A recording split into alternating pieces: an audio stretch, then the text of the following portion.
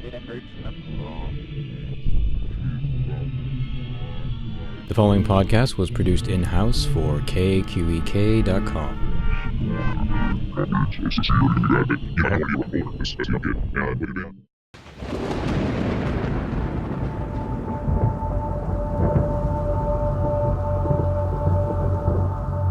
We are seeing a growing debate about so-called warrior cops, a term that I've heard, and the militarization of police.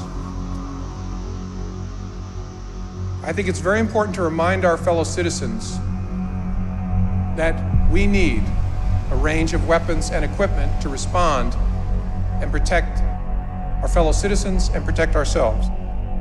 Threat! Cinematographer Craig Atkinson makes his directorial debut with Do Not Resist, an unsettling, sometimes fly-on-the-wall documentary on the militarization of local police departments as decommissioned Army surplus vehicles are offered to law enforcement who may not need heavy rovers, trucks, and seriously armored vehicles for following through with something as mundane as search warrants. Atkinson's knack for being present at the right time, being patient, and capturing seemingly mundane moments of behavior yielded often quiet yet disturbing footage where the logical needs of local townships are overwhelmed by sexy war toys and the risks of citizens are affected by gray zones.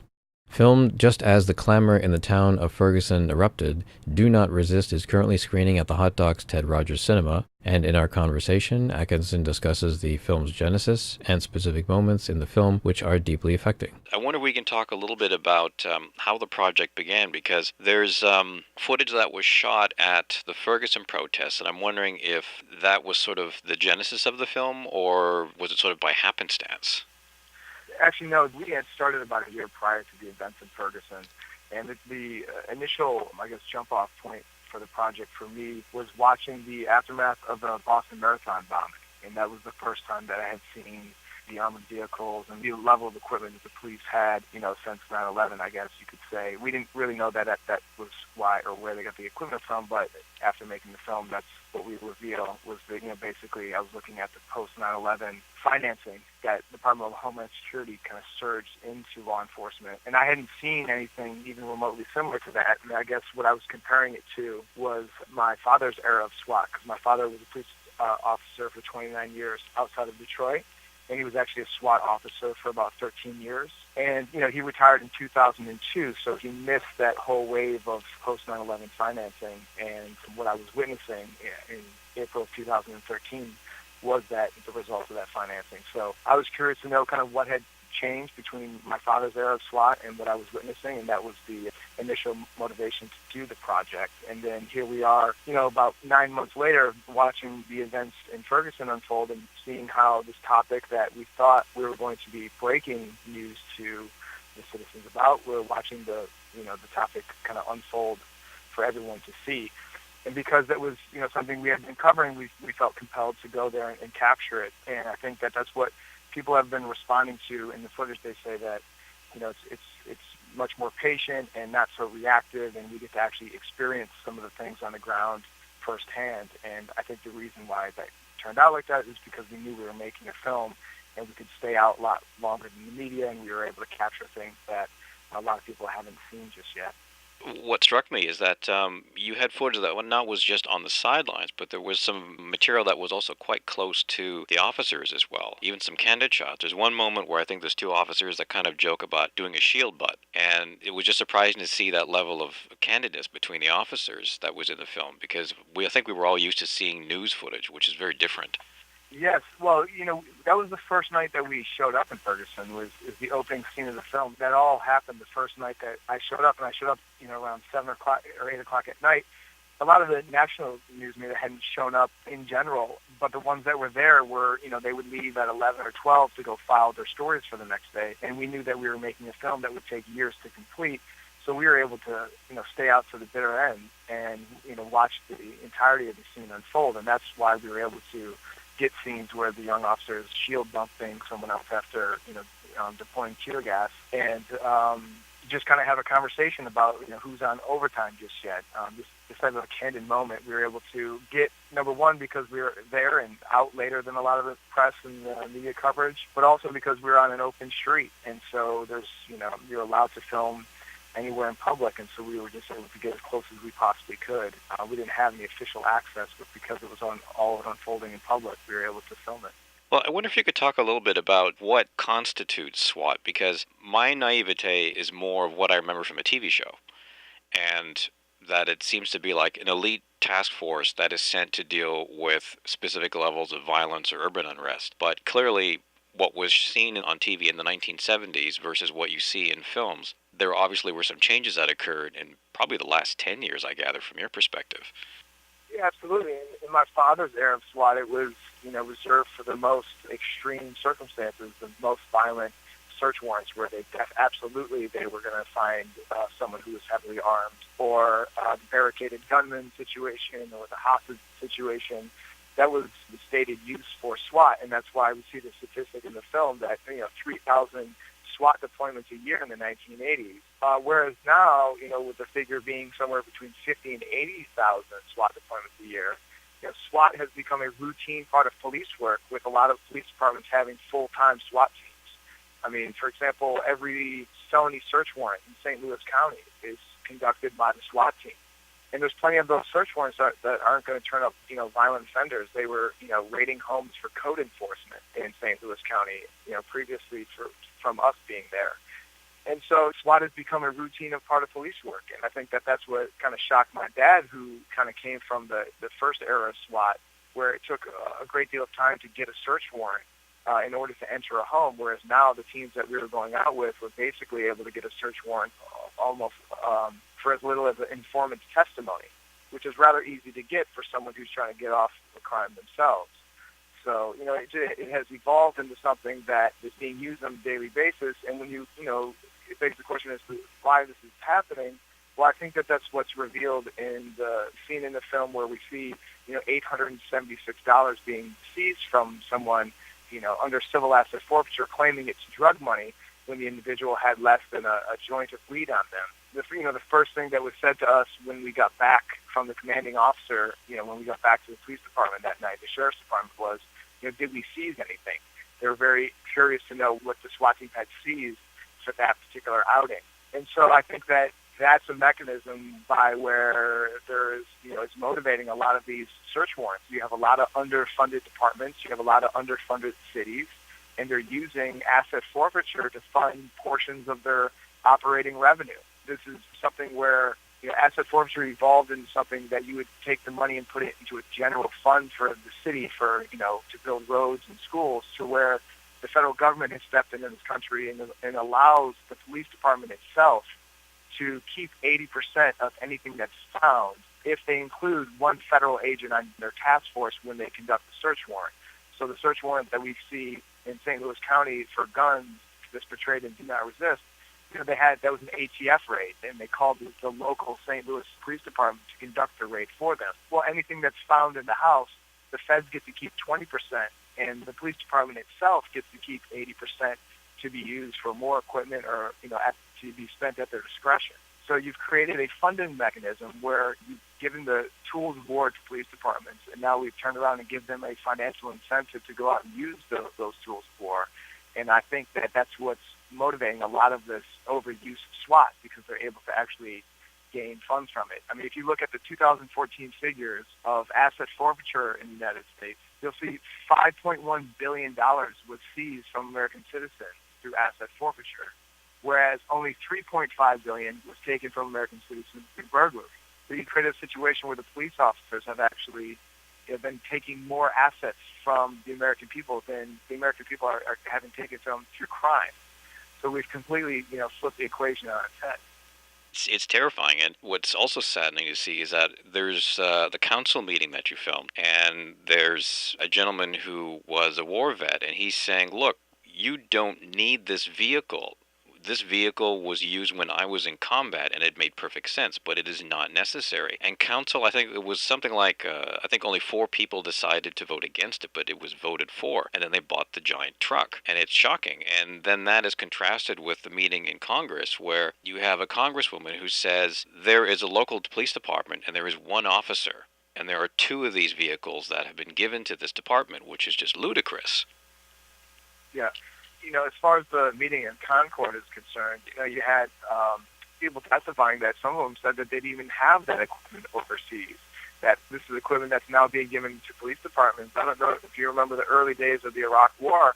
There was mothers in this country sending bulletproof vests to their sons because they weren't even properly equipped. Now here we are now, all these years later, and now the police departments are benefiting from all this excess equipment that's been given for years.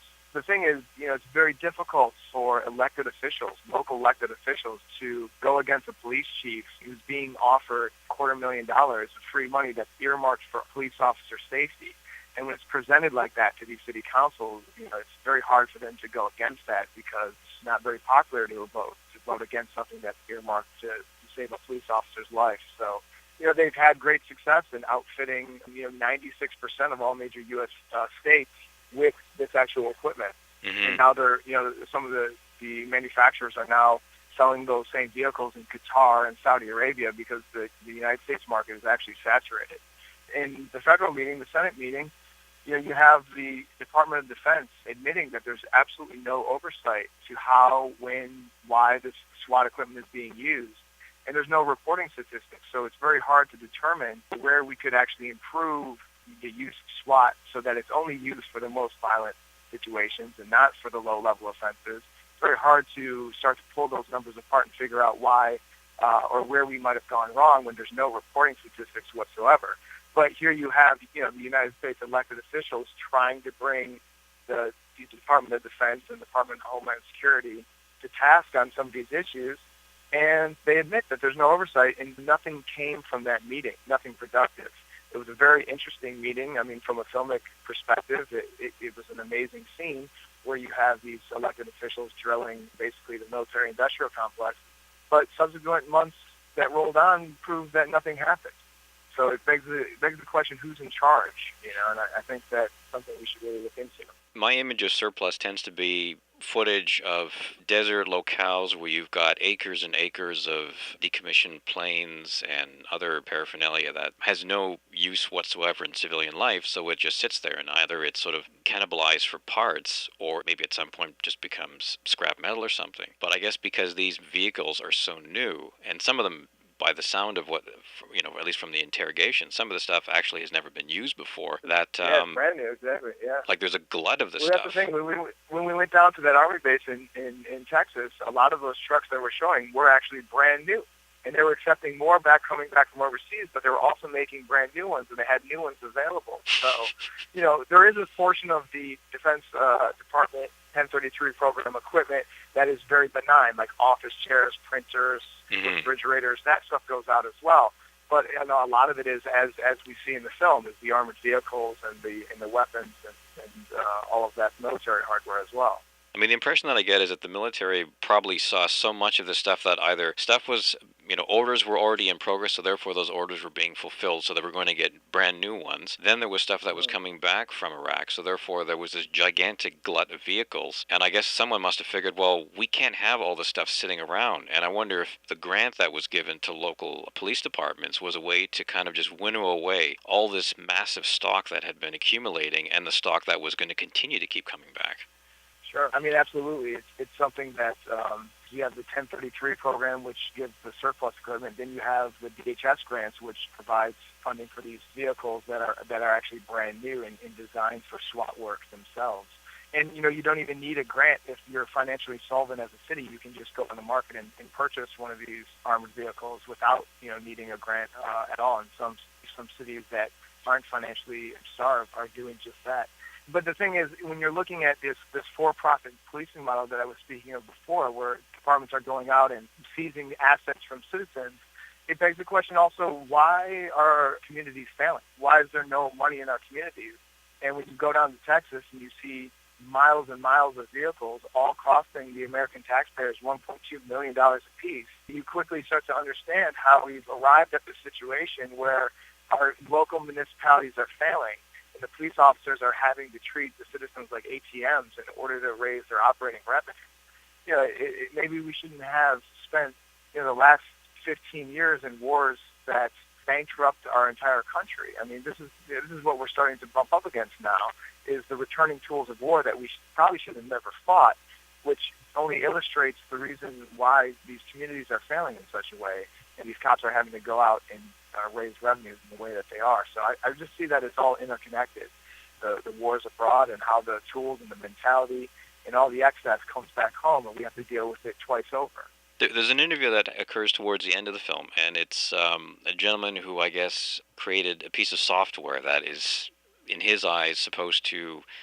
It's kind of like Minority Report in a way. He created software that's designed to analyze profiles of individuals and then see which people are most likely to offend in the future. And some of the aspects that he looks into, for example, is the medication use, legitimate medication use of the parents of someone, and maybe some of their past histories to see, well, is there something in their past which can somehow influence the child so that when the child grows up, that person will become a bank robber or a thief or a murderer. And in one way, he's talking pure science fiction because it's something straight out of Minority Report. On the other hand, you can see implementation of facets of this and how, under certain conditions, people might be convinced that this is the way to go because it lessens kind of the person-to-person interaction that happens between police officers and communities or other levels of law enforcement where they get to know the community and they get to know the citizens that are there and get a feel for it as opposed to just relying on data. Sure.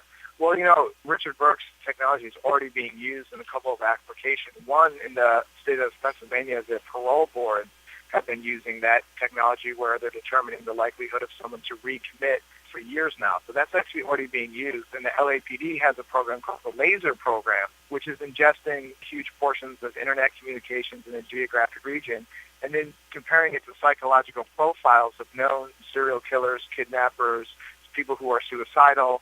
And if you fit a profile, they might actually preemptively go to your house and check on you. So these things are actually being put in place.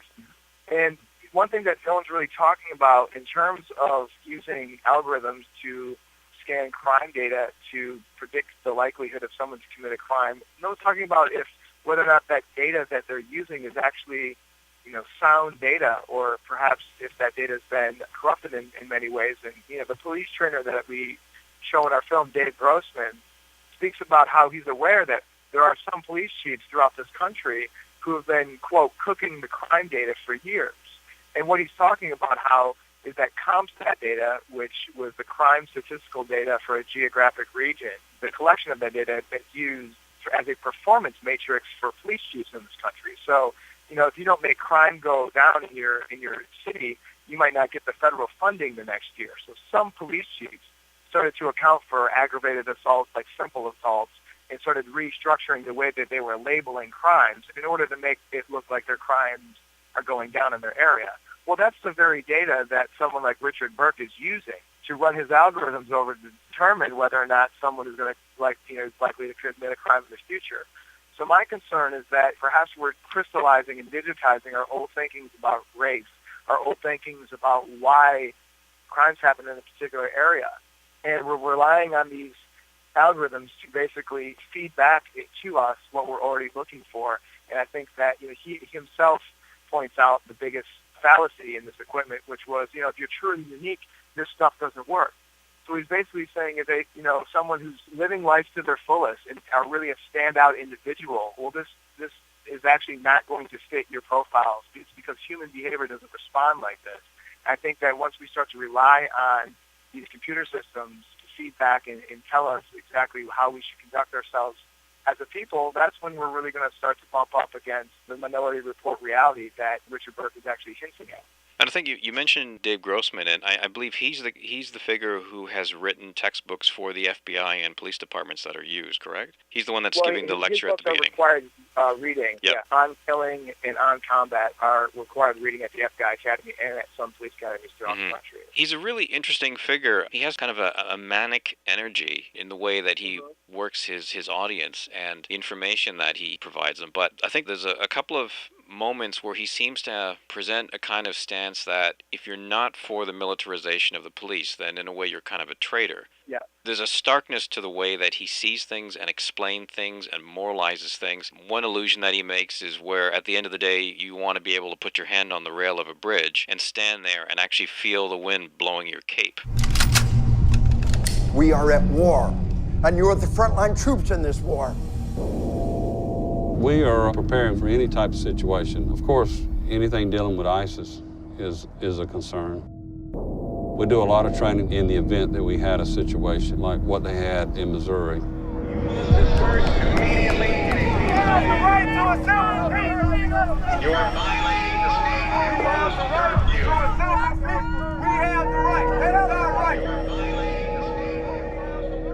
There's actually written descriptions for how the equipment should be used, and it says it's specifically not supposed to be used for riot suppression.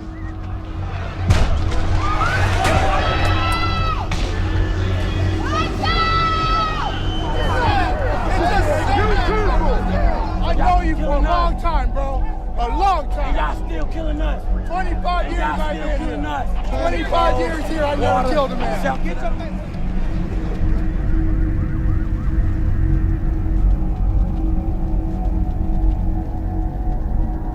Folks, there ain't nobody in Mexico right now complaining about militarization of police. You understand?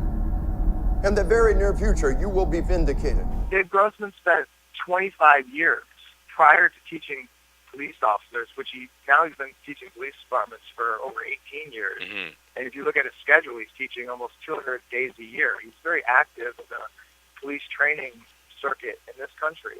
We spent 25 years prior to doing that in the military, helping the military improve their kill ratio, meaning the number of times that it takes to fire a round to actually kill someone in war. And in this country, the World War II statistics was about 15 to 30% kill ratio. By Vietnam, it became 90%.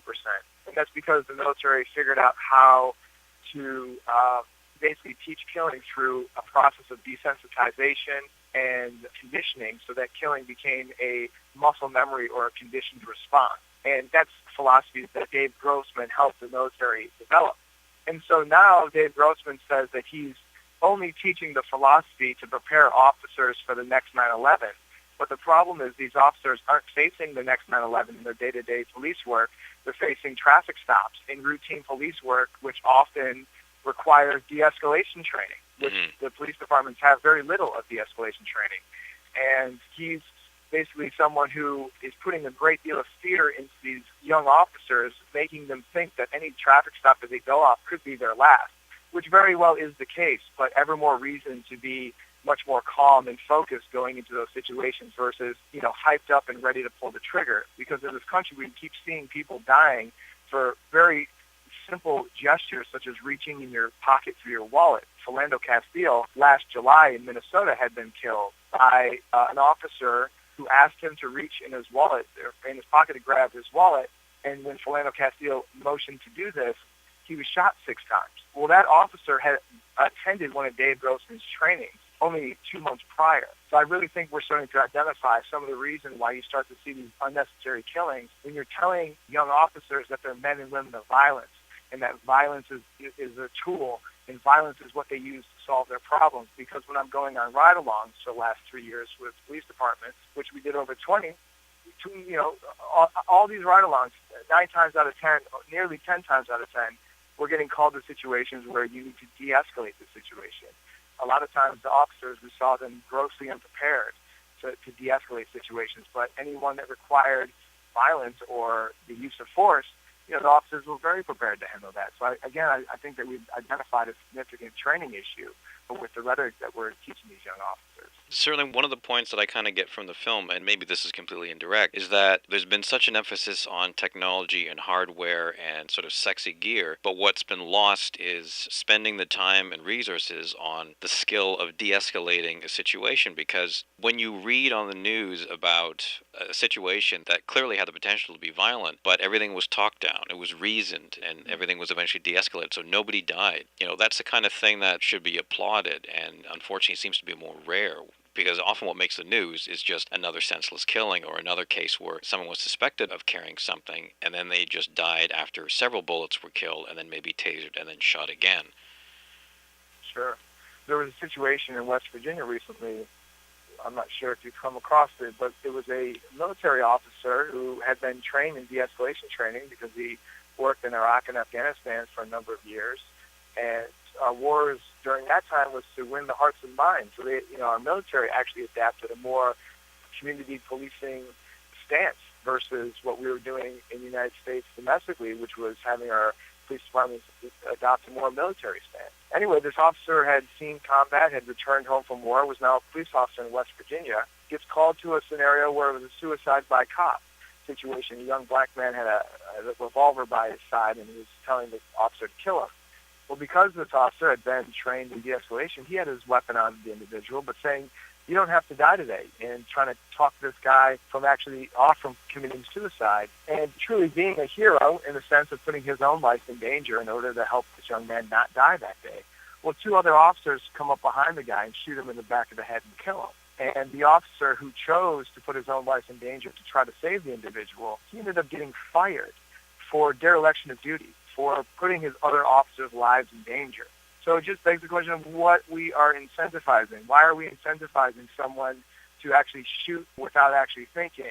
Instead of encouraging this young officer, I think that any community in this country would want an officer like that. But now he's jobless because he chose to value life and try to de-escalate the situation. And it just is heartbreaking to see that we're encouraging, in fact, the exact opposite of what the community is asking of the law enforcement officials.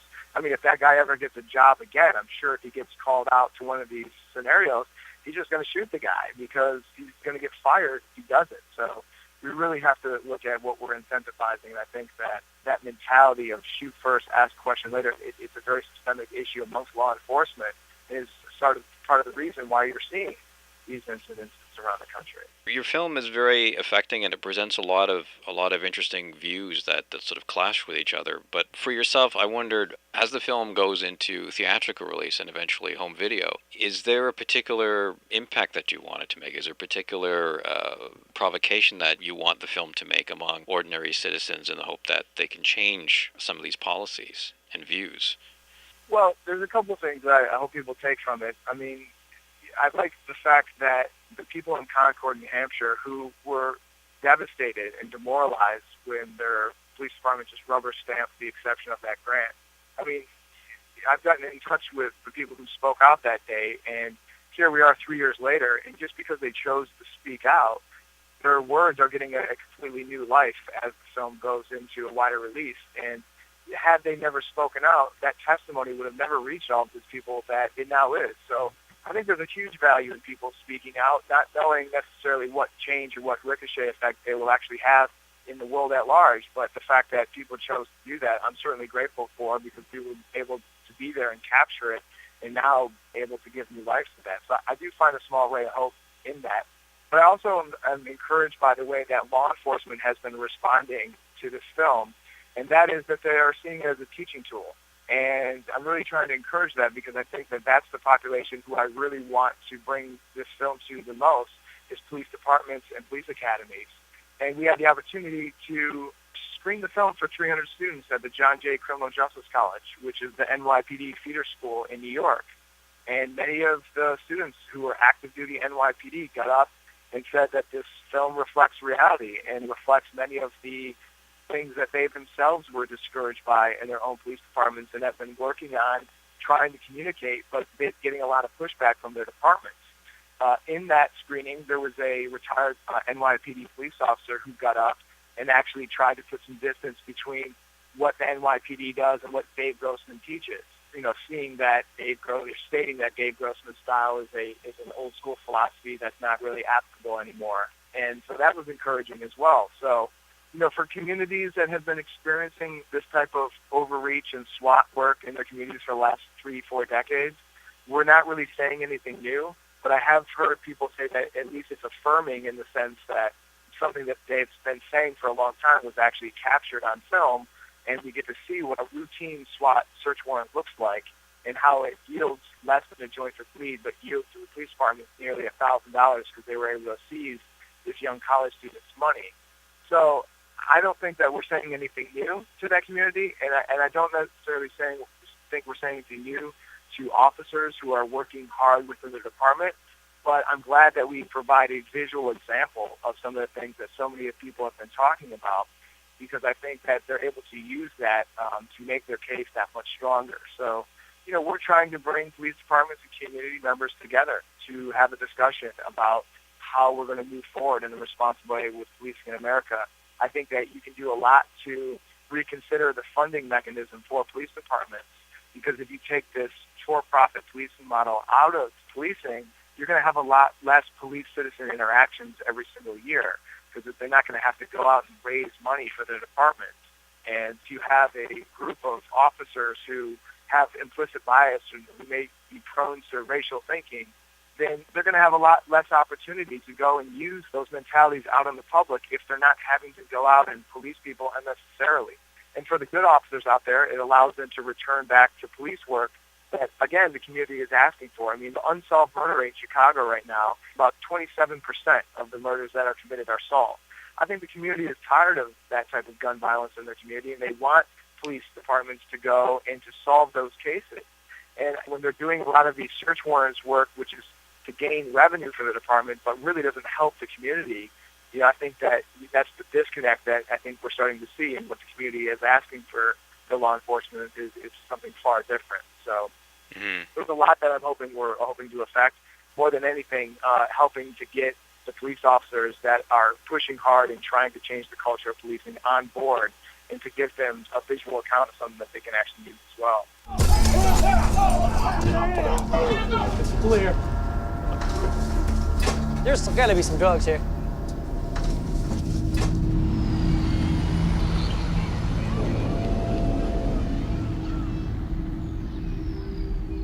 We need to put the brakes on the fear, and we need to act rationally. Terrorism works because it makes people irrational, and it makes them destroy themselves.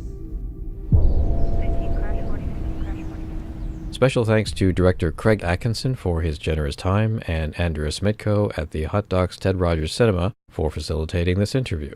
A review of Do Not Resist and the 2012 documentary Deutopia, which Atkinson filmed and co-produced, is available at KQEK.com.